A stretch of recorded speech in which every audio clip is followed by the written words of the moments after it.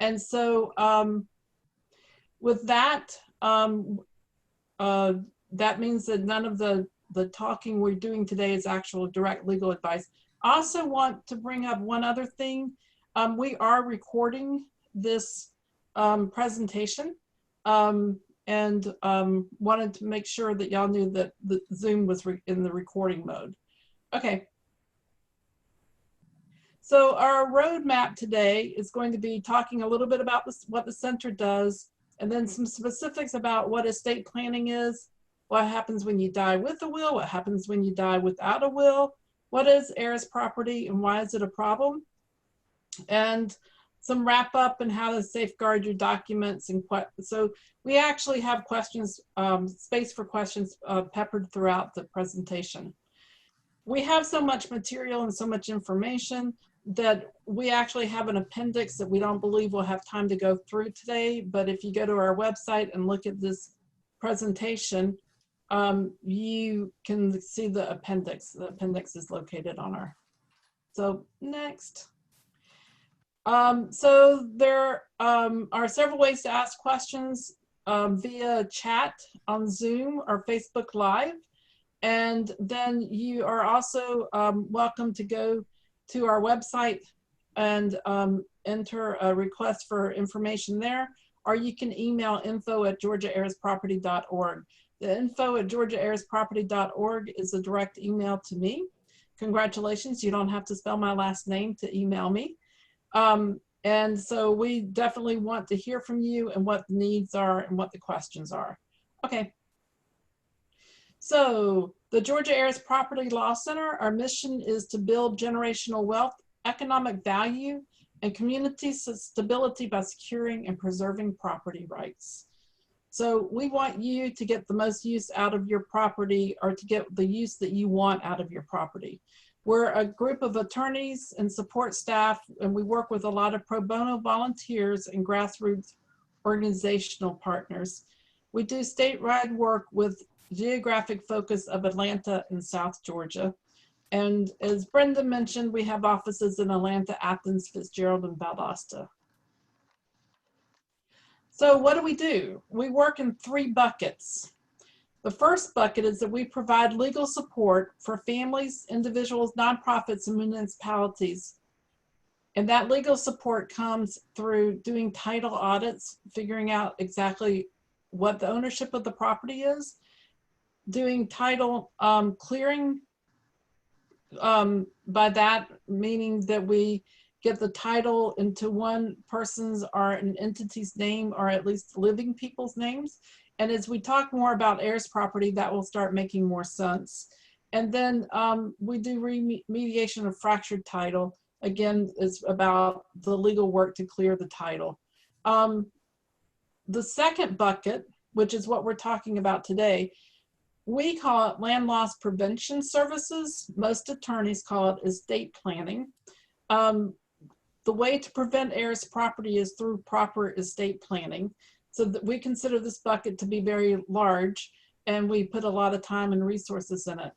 And then the third bucket is asset education, where we want folks to think of their homes or their land as an asset and how to grow it for the next generation, how to care for it, how to increase their generational wealth through taking care of their homes and land. So, Delene. Yes, thank you. So I'm also going to ask Livy to advance slides for me. Thank you everybody for joining us over your lunch break. You know, as the title of this presentation suggests, preserving family heritage. Estate planning, even though it might not be the most popular thing to think about, sort of what happens after you pass away, is a key component to generational wealth building. So, one of the questions that was asked early on via chat was, what exactly is? And essentially an estate is all of the real property. So these are land, your home, farm, and other possessions belonging to the person who has passed away. And estate planning is essentially the process of you sort of anticipating and planning for what will happen to your assets after you pass away. And one of the many things that we talk with clients about and with communities about is how critical it is to be able to ensure that your wishes are carried out exactly as you would like them. You know, of course, it allows you to leave your real property to the heirs that you wish. It also allows you to choose someone who you feel is trustworthy, who can take care of minor children or incapacitated adults if you're caring for others. And then, of course, it protects the financial interests of your family to really spell out your wishes in a legal format. And then, of course, you know, the heart piece is that it allows your family time to grieve, you know, rather than immediately beginning to argue with each other or with attorneys. This way they really know what your wishes are and they can move forward, hopefully, as a family. So estate planning, what is exactly included in a complete estate plan? This is one of those things that most people are not aware of. It actually includes 3 different pieces. So a complete estate plan includes an advance directive for healthcare, a financial power of attorney, the last will and testament, and then it may also include nominations for guardians or conservators. That was where the minor children and incapacitated adults come in. And it could also include setting up a trust. So who exactly needs an estate plan? Obviously, we at the center believe that everyone needs an estate plan. This is a critical component to the transfer of generational wealth. It ensures that the right person is making decisions for you as well as for your assets in the future. So I'm going to quickly run through the advance directive for healthcare. And again, as Skipper mentioned, we have resources on the center's website, including a really wonderful handbook for estate planning for communities. And inside that handbook, there is a sample of the advance directive for healthcare. So I encourage you to go to our website and download that. So the advance directive for healthcare performs 3 major functions. It allows you to appoint a healthcare agent. This is someone who would make decisions for you if you are unable to do so. It also allows you to pre-select treatment preferences. So this is, you know, whether or not you want life extension techniques, those sorts of important decisions that you may want to make for yourself, but you know that your loved ones will have a really, really hard time making that decision on your behalf. And then it also allows you to appoint a guardian to watch over you and make decisions about your health and welfare if that's needed. And then, of course, why should you use an advance directive for healthcare? Obviously, it's protection. You know, when you can't communicate what you want, you've laid it out in writing, prevents arguments, obviously, amongst your family members, gives control to, you know, helps you maintain control over your medical treatments, and then it reduces unwanted medical bills. So, who can be your healthcare agent? It has to be somebody who's 18 years or older. Ideally, you would choose somebody who doesn't have a conflict of interest with you. So somebody who, you know, you are on the same page and you are both in agreement about what should happen to you if you need them to step in as your healthcare agent. A physician cannot be your healthcare agent. A healthcare provider cannot be. So a certified nursing assistant, a caregiver in that role cannot be, they're considered to have a conflict of interest. And then essentially, you know, the person who you select to be your healthcare agent is not required to accept that appointment. So it's really important that you confirm with that person before you fill their name in on the blank. And then, of course, that second piece, treatment preferences. You know, the options range from do everything humanly possible to extend my life, do nothing extraordinary. You know, then there's a few, you know, other options like, do you want to receive nutrition by mouth, be provided liquids, perform CPR, those kinds of things that you can choose, and you can customize your preferences. But it's always a good idea to discuss it with an attorney. So your guardian. So in certain circumstances, you may find that you need to have a guardian with broad powers over your general health, your safety, your well-being. Again, you know, a healthcare agent can only control your treatment preferences. A guardian is much broader. So this person, you know, is someone who, if you lack sufficient capacity to make or communicate significant decisions about your health and safety, this would be potentially if you have dementia, Alzheimer's, or you're in a coma, those kinds of things. And you want to appoint someone who has your best interests at heart.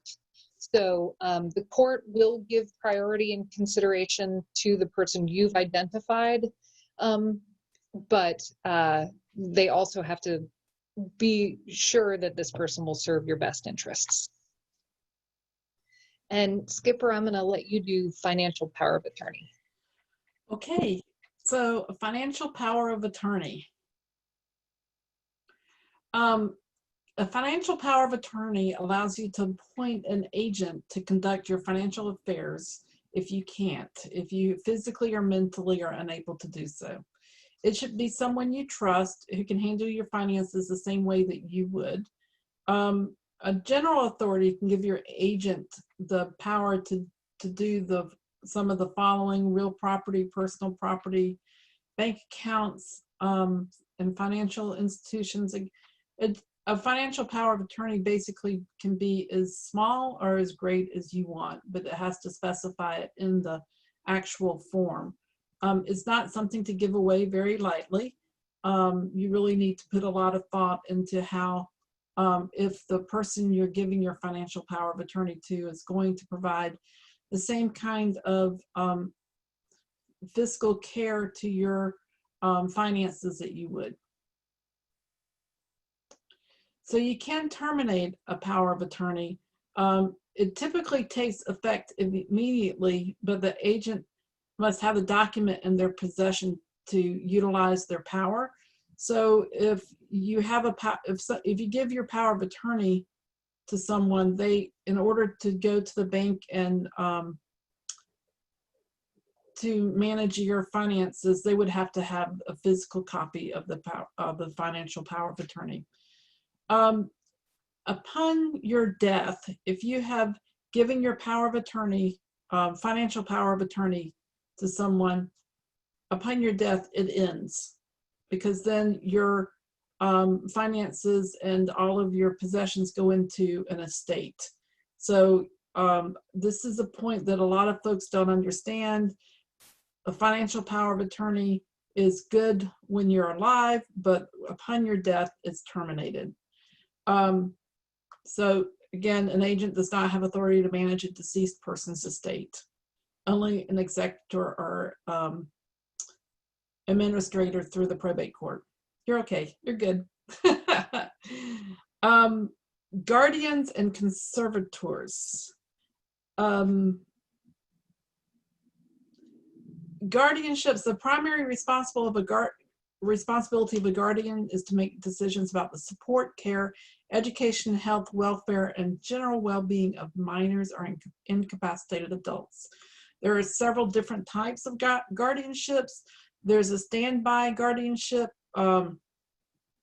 It permits a natural guardian to designate someone to be their child's guardian for a limited period of time in the event the natural guardian is still living but cannot care for their child.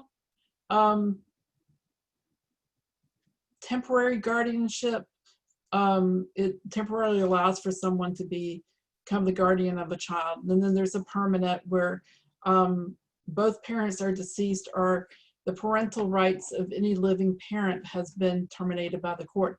And then you can create a testamentary guardianship, which testamentary is a really fancy word for saying in your will you can create a guardianship, and it would only take effect at the point of your death. Conservators. So conservators manage the money. That's the basic. And conservators can be nominated in a will, a financial power of attorney, or a nomination of conservator petition.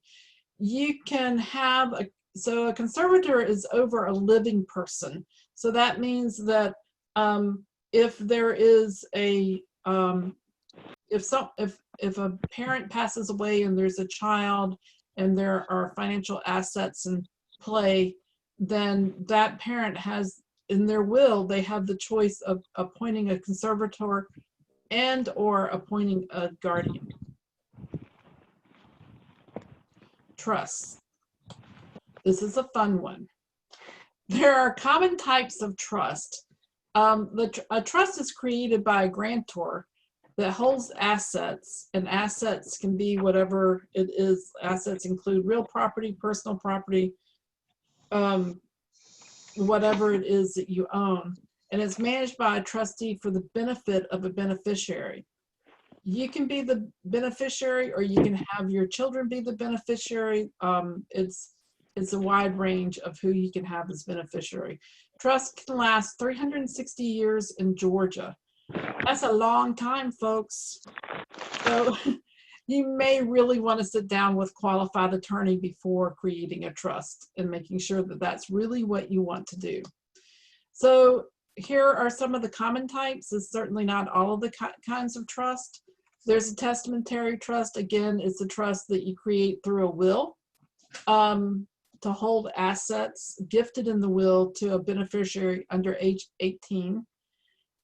It may also be for adult wards or irresponsible adults, or, you know, anyway, okay, so then there's also a revocable living, aka inter vivus trust, aka stands for also known as. Revocable trust is a trust that can be revoked by the grantor anytime up to their death or incapacity. In other words, if I created a revocable trust and I changed my mind before I passed away, I could revoke it. I could say, never mind, I don't want that trust. And I could bring it to an end. But the second I pass away, it becomes irrevocable. And then there's another common type is a special needs trust, and the special needs trust is set up to provide resources for a minor child or adult ward with special needs, so they can collect means-based financial assistance such as Medicaid, Social Security, etc. It can be created through a will or during the grantor's lifetime. So this is where we're going to pause and take questions for a moment. And Gentry and/or Wanda will ask the questions. Yeah, so first question we received prior to the presentation, and it was asking whether a trust can be included in a will. And the answer is yes. It's called a testamentary trust. And the testamentary trust can do anything that any other kind of trust can do. So you just put the terms that you want the trustee to operate under within the language of the will.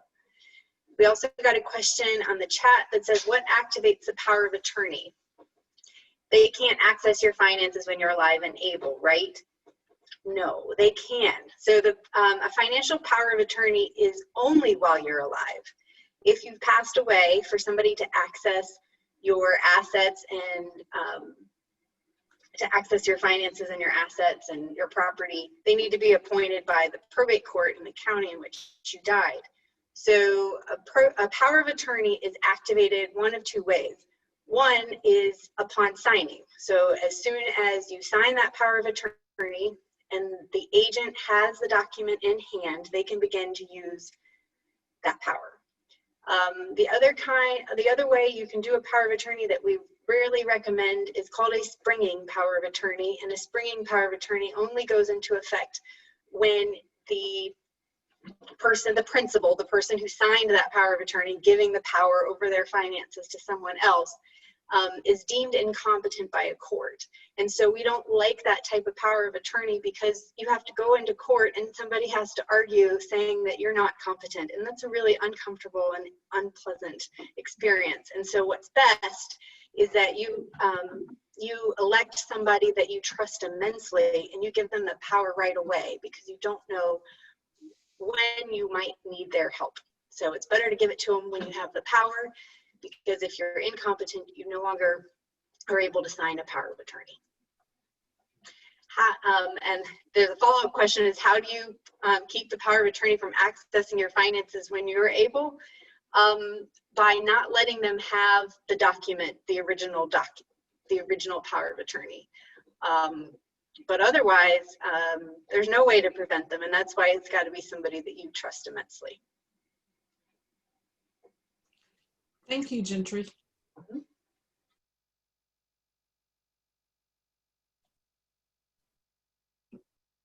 So now we're going to talk about last will and testament. So let's go for it. What is a will? So sometimes folks call it a will, sometimes folks call it a last will and testament. They're the same thing. A will leaves instructions for what will happen to your assets and who will care for any minor children or incapacitated adults when you pass away. There are 4 functions of a will.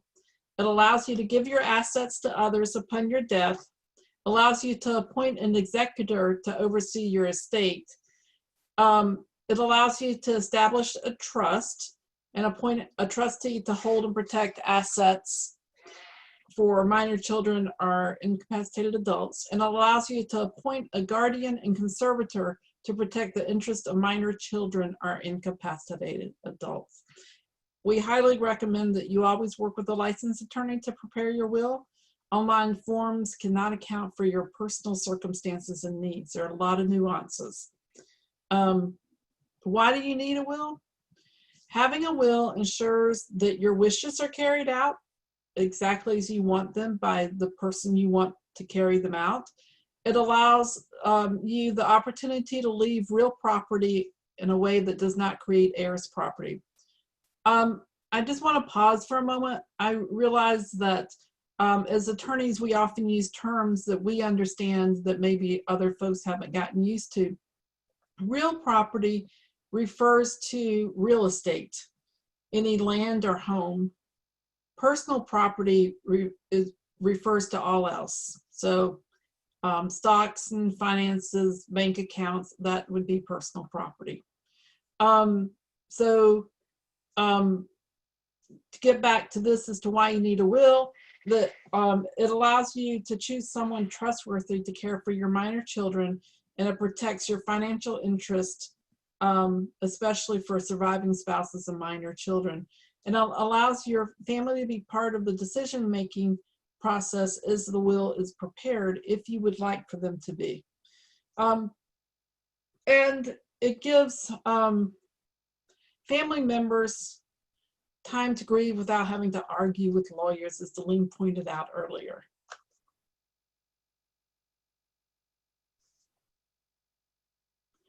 Does a last will and testament prevent heirs property?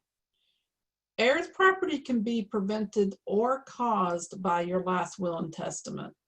It's important to direct how the real property should be distributed upon your death in a manner that prevents heirs property. Just having a will is not going to prevent heirs property. If you have a will and you leave it to your 4 children, if you leave your home or your land to your 4 children, you have created heirs property.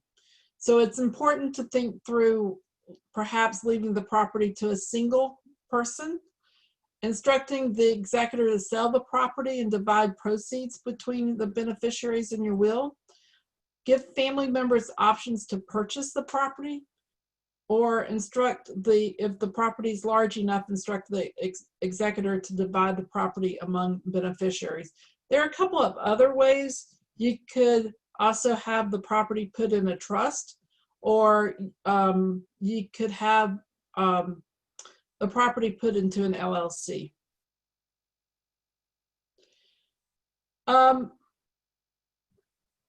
Yes, that we often get the question of, I'm an heirs property owner, do I still need a will? And we believe that you do, because it will at least stop the process of adding more heirs to the heirs property issue. You do not need to wait until your heirs property is resolved to begin engaging in estate planning. A will may be a stopgap measure, but it's not a permanent solution. Heirs property owners still need to address the larger problem. And if and when you resolve your title problem and you no longer own heirs property, or you own the property in fee simple, then you would probably need to revisit your will. So, important terms used in a will. I'm actually thinking maybe we should have moved this up a little earlier in the slideshow, but here it is. Decedent is a person who has died. So if you're that person who has died and you're thinking about your will, you are the decedent. The estate is all the real property and personal property belonging to a deceased person. A beneficiary is a person who receives a benefit under a will.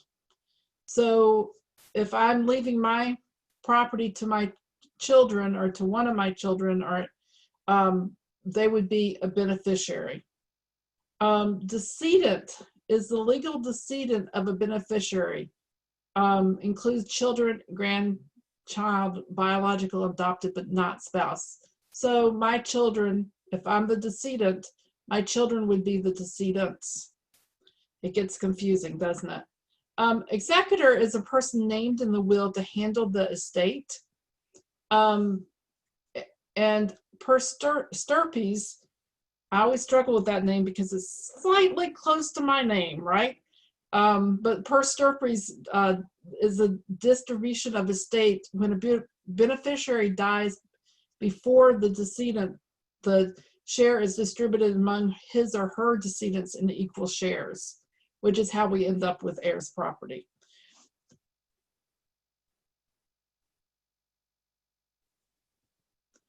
So the standard provisions in a will.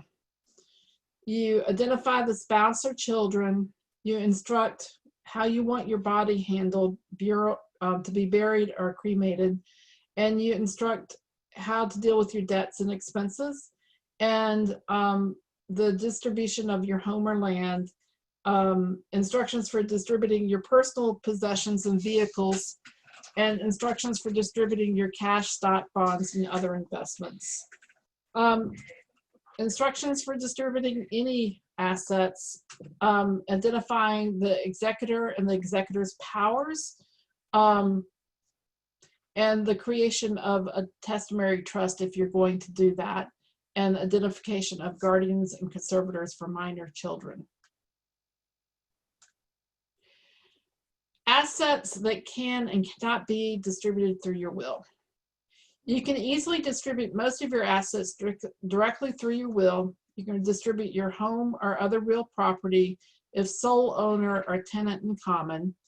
You can distribute your vehicle, your personal property, jewelry, furniture, keepsakes, etc., and money from your bank and investment accounts. What you cannot distribute through your will. Home or real estate owned is joint tenants with rights of survivorship.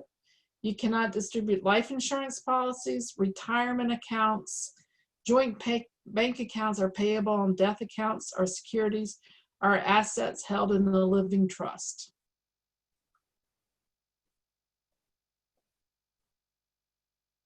So execution requirements for a valid will. Anyone 14 years or older can have a will. To be valid, a will must be 1, a written document, be freely and voluntarily signed by the testator, a disinterested person in his or her presence at his or her discretion. Be signed in the presence of 2 disinterested witnesses. In other words, I can't leave half of my estate to Gentry and then have Gentry witness my will. And it must transfer assets upon your death. No particular form or words are necessary as the document makes the testator's intentions clear. Georgia does not recognize oral or unwitnessed wills. I am from South Georgia, and I love South Georgia, but there is this sort of habit around South Georgia of what's called a poor man's will, where you write a letter to yourself and you put it in the mail and you don't open it, and it's not to be opened until you die. So the letter, if it's witnessed by 2 people and it has all of these components, these 4 components, it would be considered a will, but not if it's missing any of those components. It's very important that your will is properly witnessed and notarized, or else it may be considered invalid, or perhaps even worse, it will make the probate process even more complicated. And you know, the easier the probate process is, the easier it is on your family.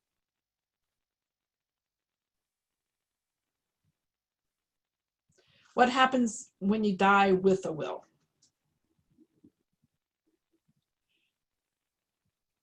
I think we went backwards. Okay.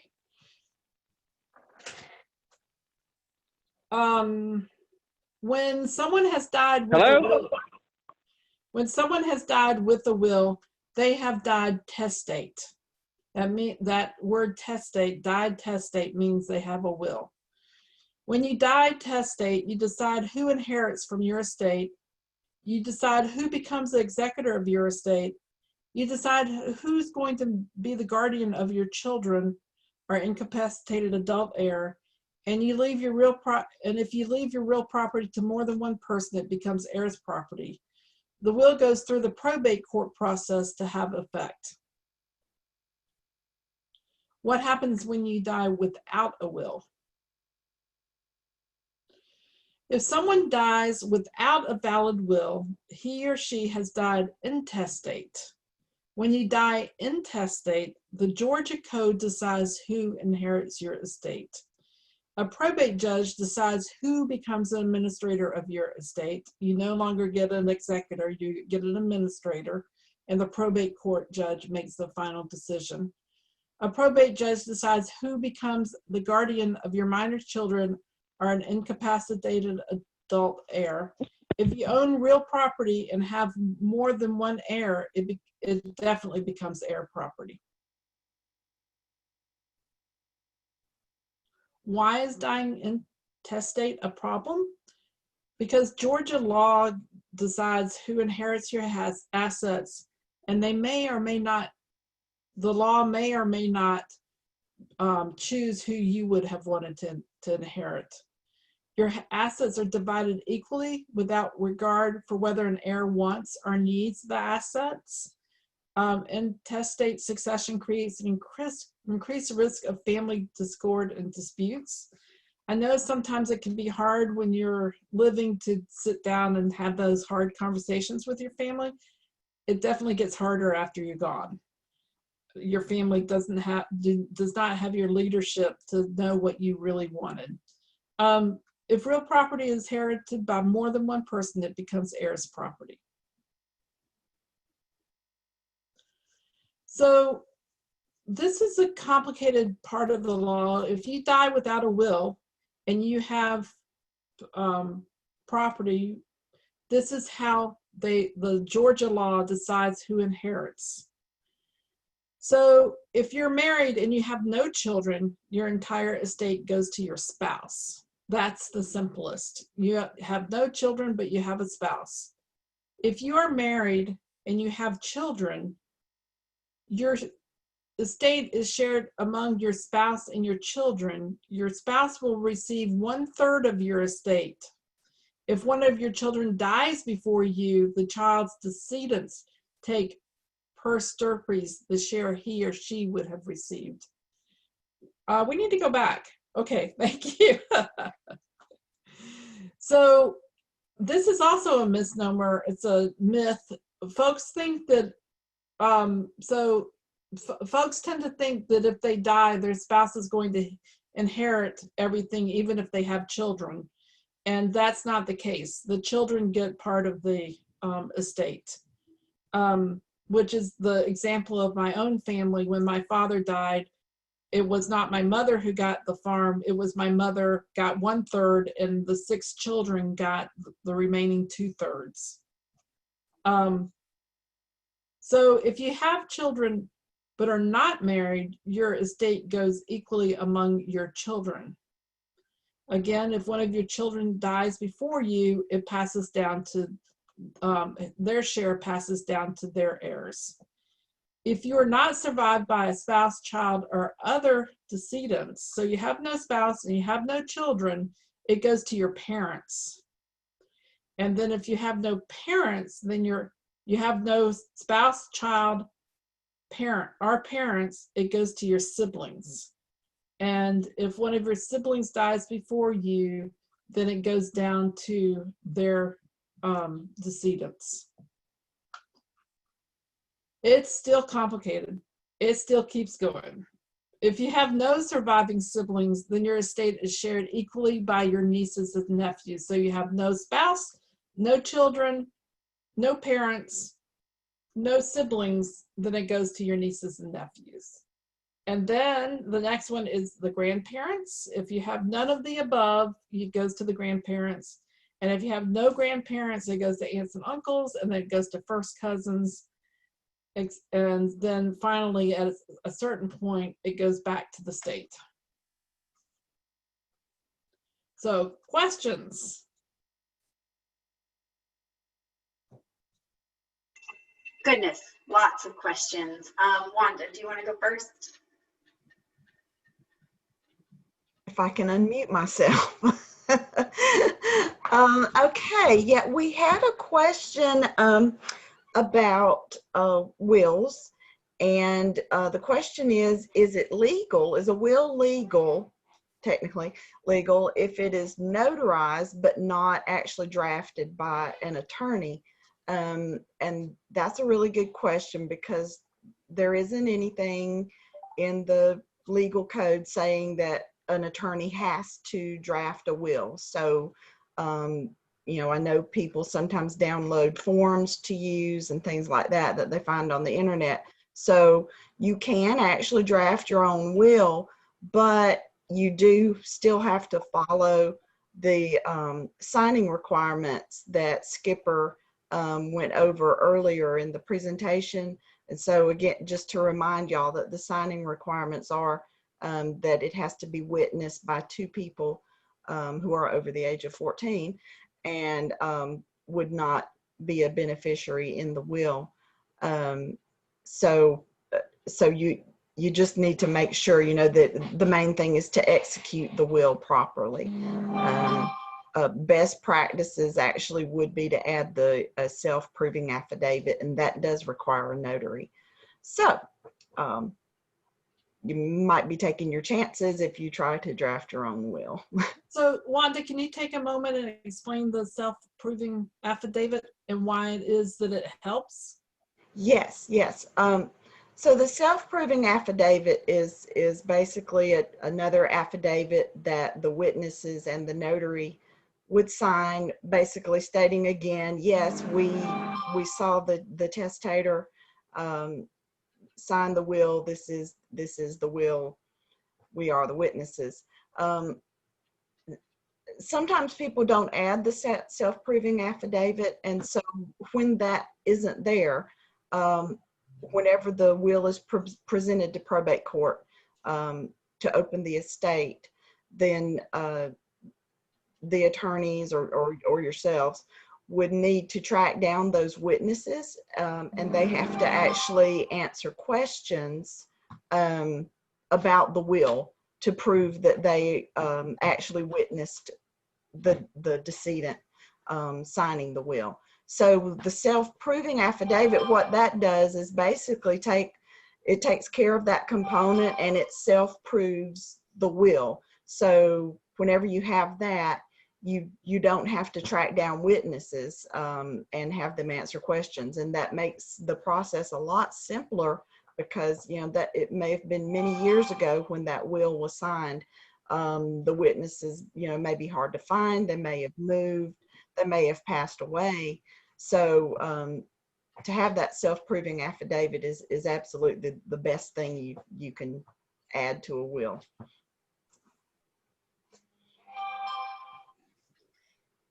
There's another question. If you're married in Georgia, does the spouse always get first rights to keep personal and real property if there's no will?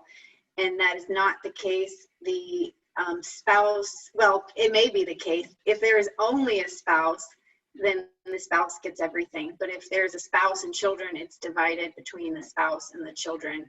And the percentages depend on how many children there are.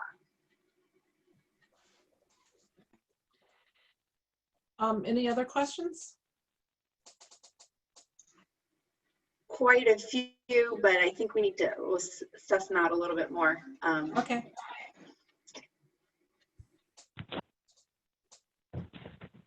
Hello, this is Jay Kirkland. Can I ask a question?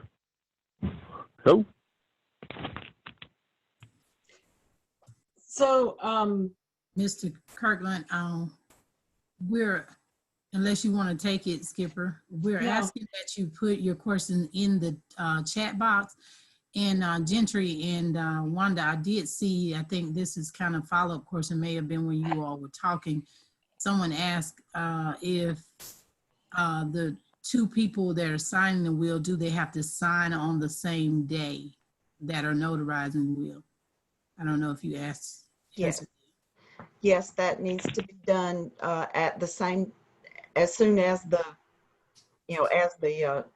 testator of the will signs the will, they need to actually see them signing the will, and it needs to be done at the same time.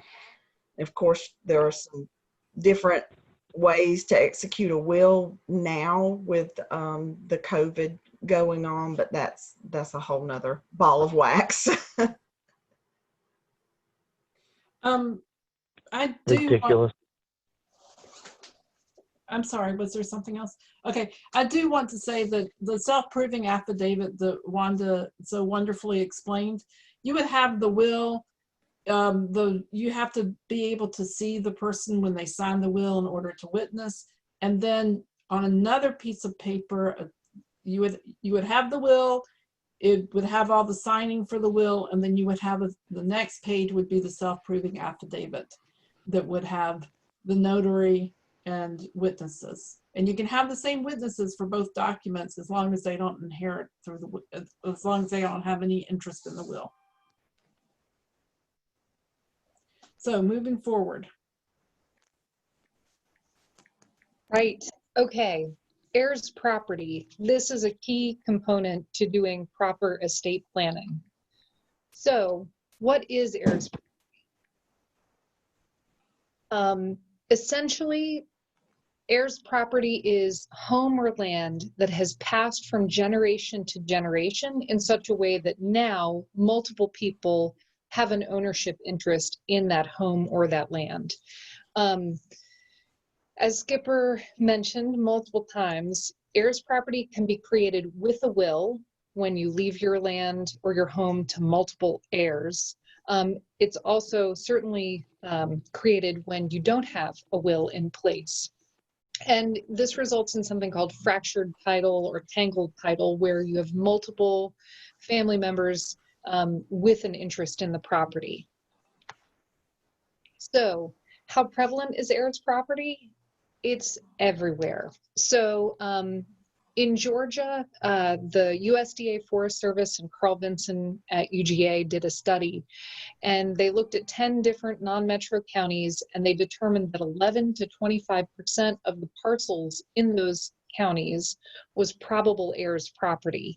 And when you extrapolate that to the entire state of Georgia, you're looking at $34 billion in tax appraised land that is essentially frozen equity. It's locked capital. So let's talk a little bit about what heirs property, how it's created and what it looks like. So in this first example, mom has passed away without a will. She's survived by her husband and 6 children.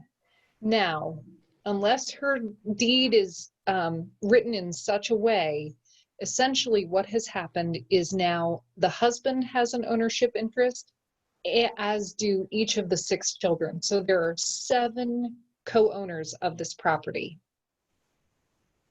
In the next example, mom has passed away, dad is still living. 2 of the 6 children have passed away, but those 2 had 3 each of their own children. So all of a sudden, dad has an ownership interest, the 4 surviving children have an ownership interest, and the 6 grandchildren also have ownership interests. And the third example, the 2 children who have passed away were married at the time they passed away. And then, of course, there were the 6 grandkids. So now the ownership interest is also split and includes those in-laws, you know, the husband and wife of the deceased.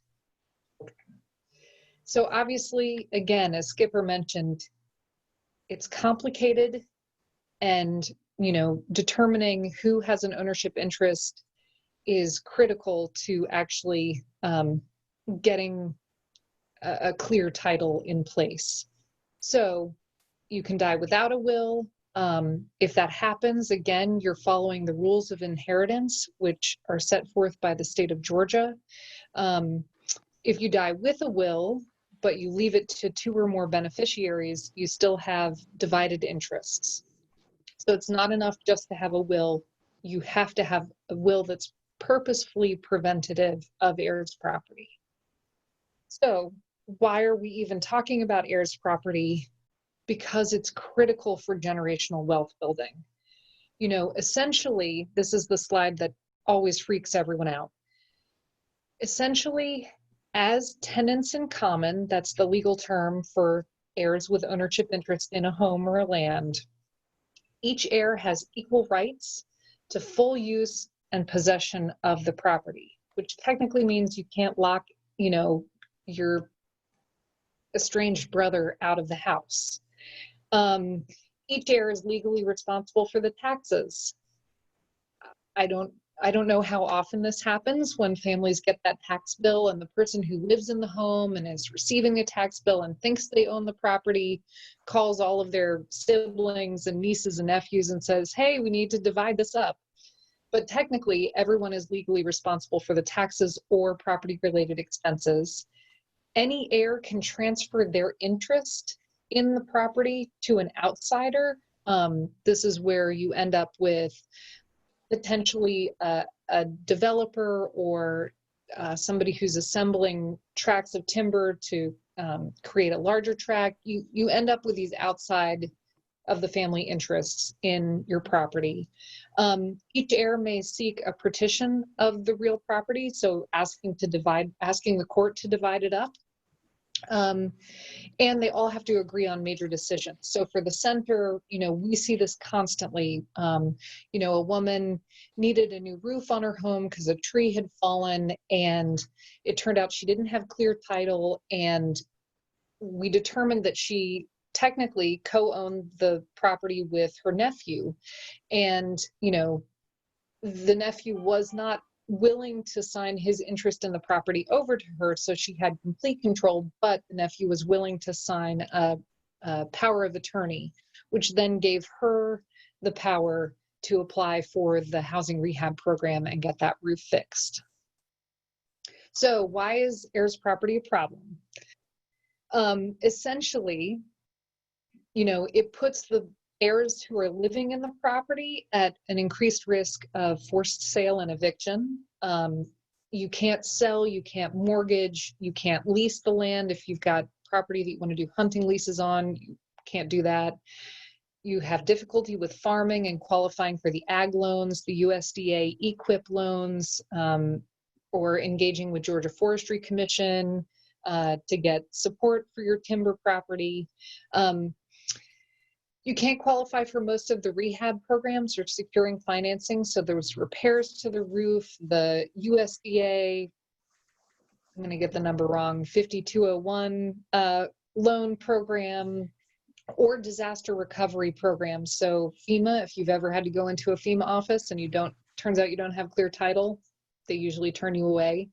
It's difficult when you're trying to modify a loan or a mortgage that you already have, and then you can't sign up for the conservation use tax reductions, like that's PUVA or homestead exemptions. A lot of our clients, the first time they even realize they're in heirs property is when they've gone to the tax office and they get told, actually, your name is not the one on the deed. It's your mother's name or your grandfather or great-great-grandfather. So, of course, you know, heirs property increases likelihood of family disputes when they're all supposed to come to common agreement over what's going to happen with the home. You can really lose that connection to family history and family land, and then you lose the sense of independence that comes with true ownership of the real property. And finally, you know, what's in it for me? Clear title unlocks all of these opportunities to both build wealth during your lifetime, but also pass that wealth forward to the next generation. So you can really manage that timber and sell it for the highest value. We get a lot of calls from people who say, well, my brother apparently had the land timbered, but he didn't tell any of the rest of us. Essentially, you know, that's not acceptable. It's against the law. So really being able to manage your timber, you have to have clear title and clear ownership, receiving maximum benefits under these programs like Georgia Forestry Commission, the USDA ag programs, selling those agricultural products, whether it's timber or produce, the tax reduction programs I mentioned, of course, passing the property on to the next generation, and then entering into leases for other ag or hunting purposes. So again, cannot be emphasized enough, heirs property robs that next generation of their ability to create and pass forward generational wealth. So with that clear title, you can open a line of credit, you could send a kid to college or use it to start a business or make repairs to the home. You can lease the property, you can really generate income from products grown on it. You could sell the property, and then you can pass it to the next generation. So we sort of our mantra, heirs property is the problem and clear title is the solution. And you can really ensure that your clear title stays clear through your estate plan. So, questions? So I wanted to mention about how to ask questions. I have come to realize that we have some folks on the phone that aren't able to, so we have been funneling our questions through chat. And I have come to realize that the folks on the phone can't ask questions through chat. So what we will do is at the end of the presentation, we'll take a moment to let folks who are on phone unmute themselves and ask questions. So in the meantime, Wanda or Gentry, do y'all have some questions to share with us? Yes. I'll go first, Wanda. Let me find it. There's so many. The question is, if there are two people on a mortgage note and a deed and one of them dies without a will, what happens to the property? So it's hard to answer this question precisely because it depends on how that property was owned by those two deed holders. If they owned it together as joint tenants with right of survivorship, then the real property went automatically to the surviving owner, and the mortgage is still in both of their names, and it's up to the survivor to contact the mortgage company and make adjustments to the mortgage agreement. If they own it as tenants in common, it is up to the administrator or executor of the estate of the deceased property owner to, again, contact the mortgage company and make arrangements, whether that's the survivor assuming the whole mortgage in their own name, or whether the property just needs to be sold and the mortgage paid off. So it really just depends on the circumstances, unfortunately.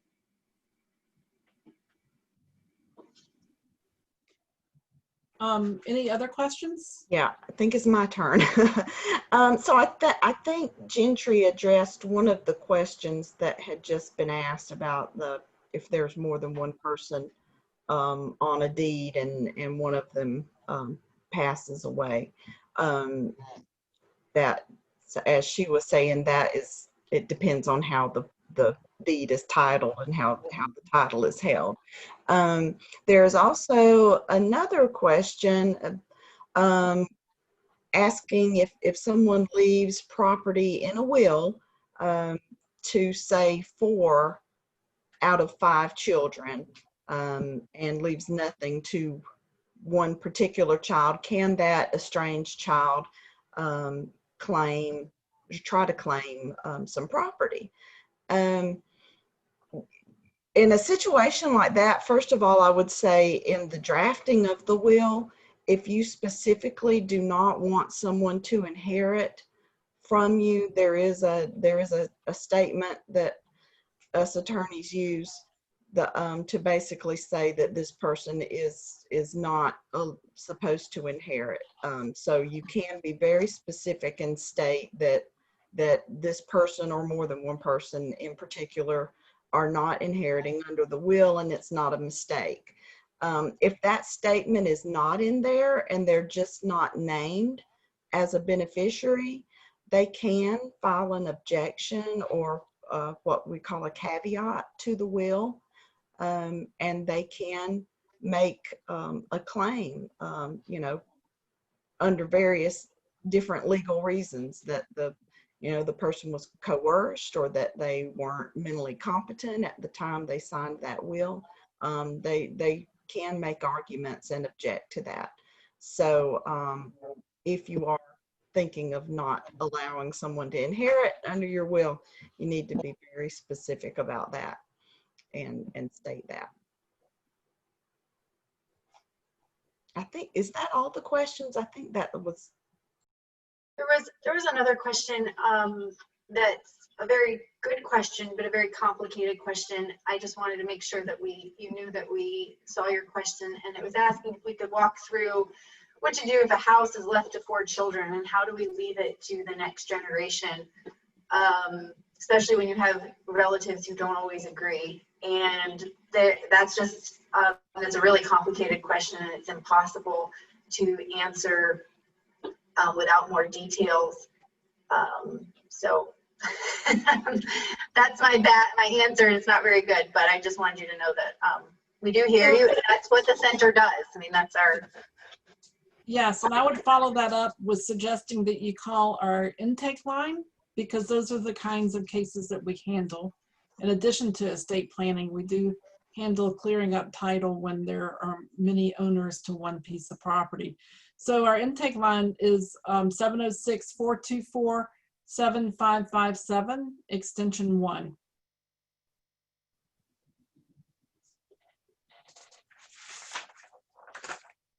So, and I have actually, this is the last, we don't have any, the rest of the slides, will you go through them real quickly, Libby?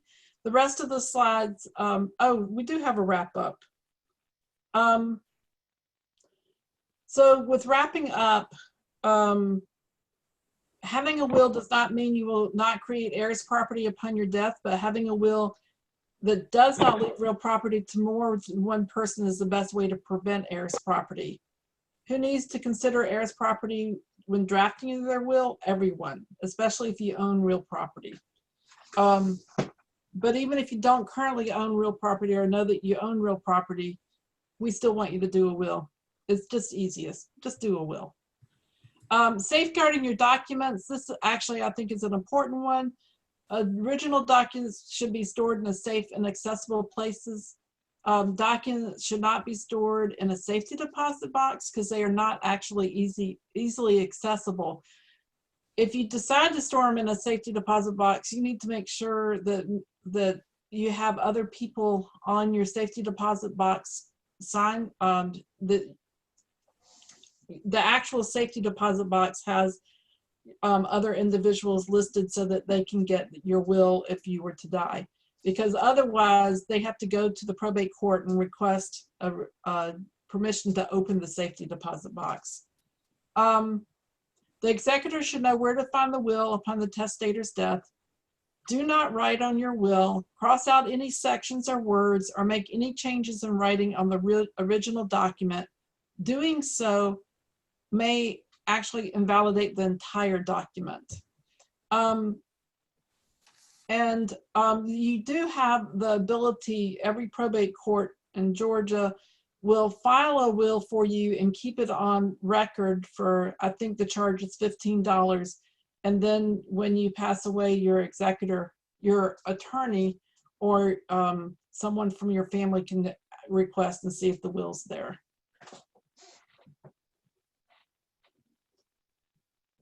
So here, this is our last slide, actually. There is an appendix to the slideshow. The slideshow, as I mentioned before, is on our website. It has lots more information in the appendix, but in respect for everyone's time, we're not going to go through that.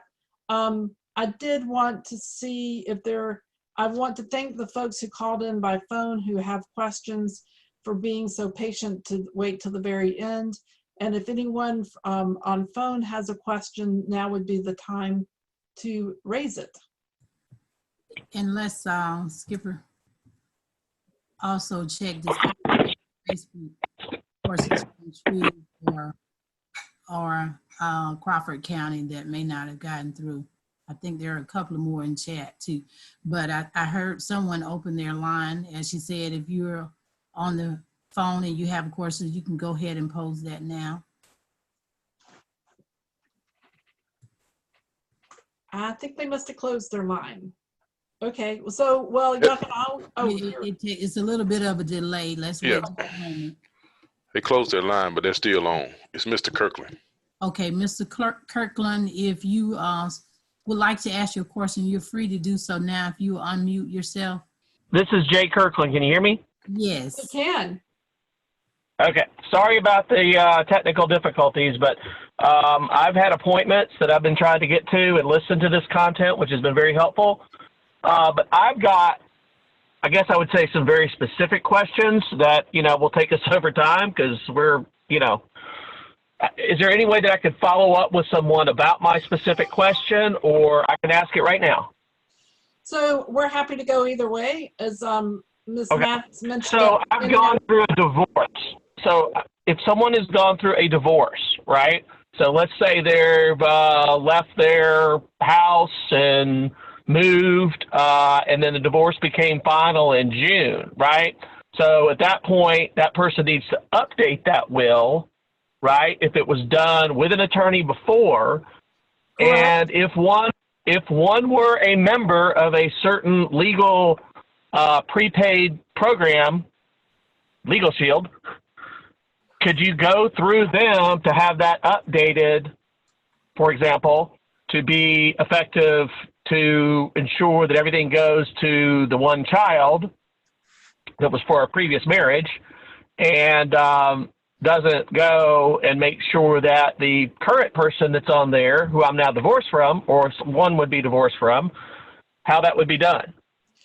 So I can only answer part of that question. One, yes, I would advise you to update your will. The second part as to whether or not you would have to pay additional funds, that's between you and whatever legal services you signed up for.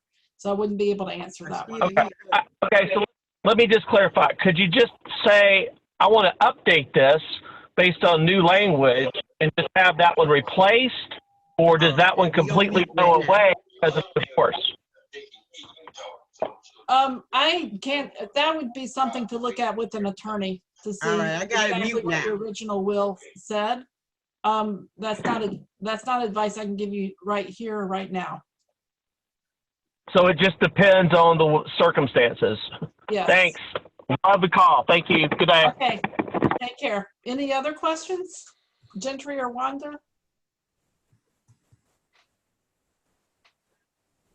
There was a question on Facebook saying, as long as you have a will, what's the problem with leaving your property to your 2 children? Skipper, you want to answer that? I'll take a stab at it. So you have effectively created heirs property, which means that both of your children will have equal rights to the property. They'll have the responsibilities for the property, and it ties into all the problems that Delene talked about as to what heirs property causes. So we would advise against it, but we do believe in self-determination and that you're making the best decision for your life. And there are ways to set your will up so that it continues to benefit, say, both of your children. So you can put into your will that the property is to be sold and the proceeds divided, or that one heir is able to buy the other heir out, or as Skipper mentioned much earlier in the presentation, a trust could be set up and the trust would then hold the property for the benefit of your heirs. So there is a way to continue to benefit all of your children, but without leaving them with the burden of a divided interest in a title. And then there are a couple of more portions. I have a couple of questions via email that I received from registration. Wow, just a few seconds ago. Okay, there. You can go ahead and ask your question, Philip. Okay. The question has to do if the family has an executor, what's the responsibility of the executor? What is their role? And if they may be wanting to make a change or having disagreements with the executor, how does the family relieve that? Do they vote on those issues? And that's basically the core of it. So I believe, let me just reiterate the question to make sure I understand. There's a will, the will appoints an executor, and then you're asking how the executor makes decisions? Yeah, their wording is, what's the responsibility of the executor? So the executor's responsibility is to clearly carry out the wishes in the will. The will should stipulate and say exactly what the person who died wanted done with their property. So whatever the will says is what the map and the marching orders that the executor gets. If, I guess there's a part 2, if the heirs, property, land, or houses, and if everybody cannot agree, what's the best legal direction do you recommend for peaceful agreement moving forward? Like voting or creating an LLC? So with that one, was there a will involved, or was it just that everybody inherited? I don't know at this point, but Okay. I did tell them that you would, I would forward them their, your information for further. So it all depends on the family and what it, if they have basically ended up with heirs property, there wasn't a will, it didn't limit who owned it. And so all the family members own it together, and now they're in discord and having problems with how to manage it. A lot depends on what the family, we can't answer that specific question. It's a complex question. You may want to call our intake line and see if we can provide support and resources for you. a lot of it's going to depend. It's complicated, and you know, the family has to come together and have a strategy for what they want to do with the property. It may be an LLC, it may be setting up a family trust, it may, you know, there are all kinds of different ways that could go. And we would work with the family to develop the legal strategy if we're able to take the case. Okay. Thank you. Sure. They heard, I believe she heard your answer. Yes. Okay. Okay, so if last call for, we are only about 6 minutes over considering we started late, so I think we did excellent. And if there are other questions, either in the chat, Gentry or Wanda, that you see, we can address those if you'll take those, Skipper. And then if there is anyone else on the phone that may have a general question. However, keep in mind that we do have, I believe Skipper is willing to stay here if others need to leave, but we do have posted, their information is up on the slide, as well as in the chat, that you can reach the GeorgiaAirProperties.org website, and email is also up, as well as phone number. Looks like I see those may just be comments. It doesn't look like any other questions are in the chat, but a lot of shout outs for a great job and congratulations. So I would ask that all of you join me in congratulating our speakers and thanking them for being with us today, and for excellent information. Thumbs up, clap, use your emojis if you wish to, but we want to thank you, Skipper and Delene, so much, and all of your staff for clarity. Brenda, there was one quick question that just popped up about the intake number, asking what is it? Okay. 706-424-7557, extension 1. Absolutely. And then, let's see. There was one about putting the slides, so I think Gentry answered that. So again, that law center number is 706-424-7557. Their website is www.GAHEIRSPROPERTY.org. And the email is info@GeorgiaAirsProperty.org. We want to, again, like I said, thank our speakers so much. And I see lots of comments in the chat that are thanking you all for joining us in excellent information. And we now need you all's help before you leave. We would welcome you to go ahead. I've placed in the chat a link that you can click on directly and go ahead and fill out a survey that will give us information and feedback, and the speaker's information as to how this information and program was helpful to you. And it would certainly help us at Fort Valley to continue to develop important, informative programming for you. So we welcome your feedback. It's in the chat now, and we'll stick around if you want to go ahead and click on that link and do the survey, or copy and paste it.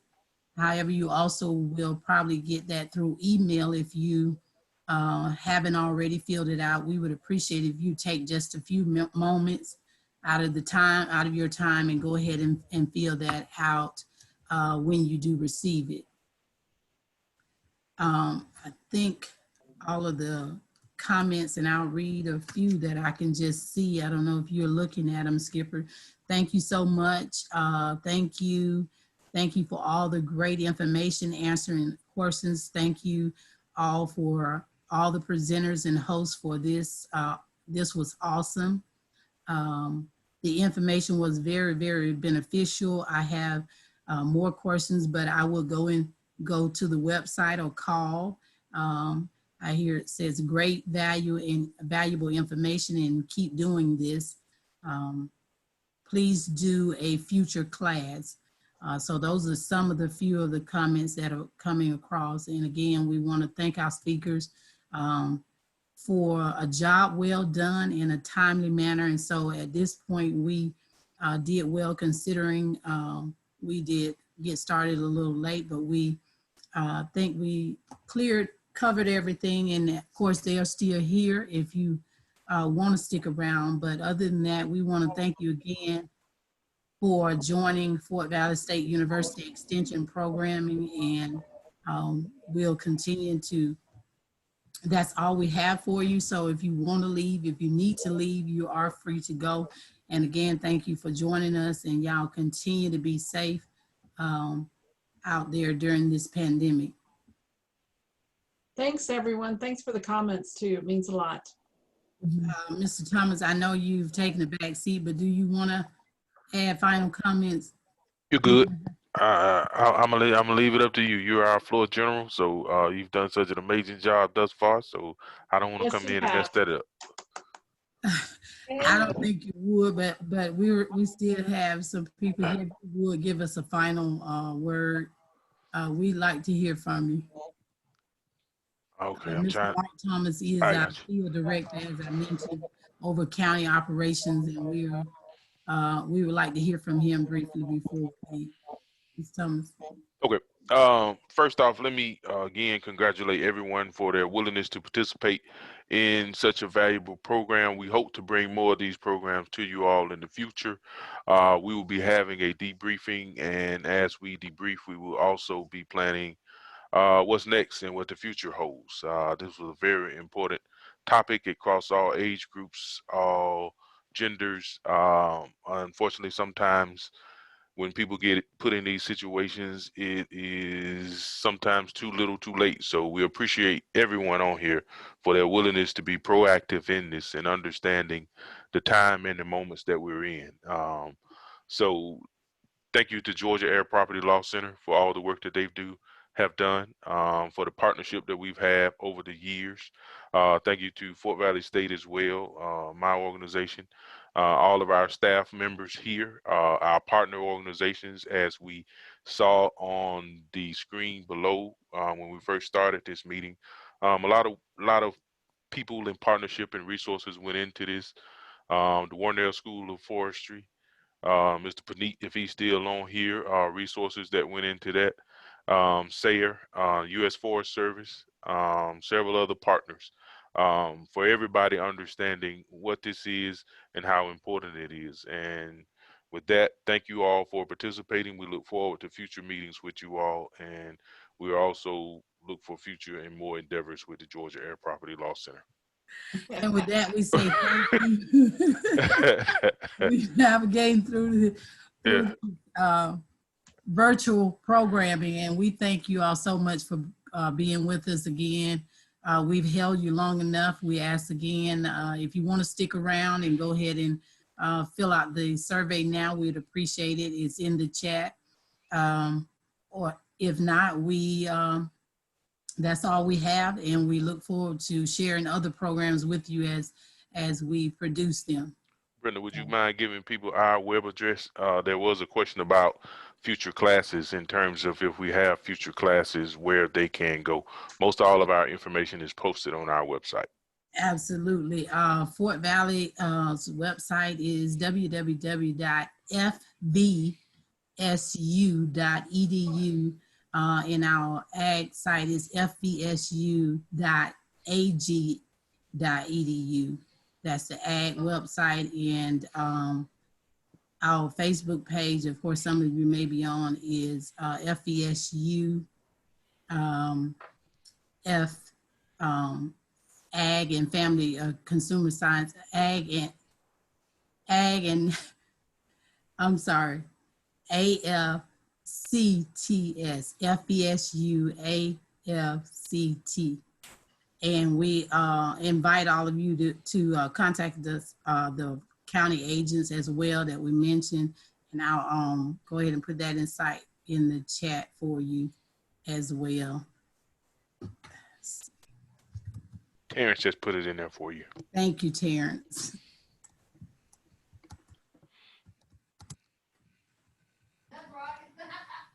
So as I said, we appreciate everybody. And if you want to stay around and do the survey, we appreciate, we'll be here for hanging out for a moment. If you want to go ahead and click on the link and do your survey now, we appreciate it. Has that link been put in there yet, Brenda? Yeah. Yes, I will It has, repost okay. it. Yeah, it All has. right. Let me just repost it. Great job, Brenda. Yeah, Thank you great and job, great Brenda. job to the entire committee and staff. As I said there, I reposted the link again. Thank you. And there's so many, again, thanks to the committee and everybody that we mentioned. It took a lot of people to put this together. So we're grateful to all of you all and hard work on registration and keeping us safe and secure in the room. So great job.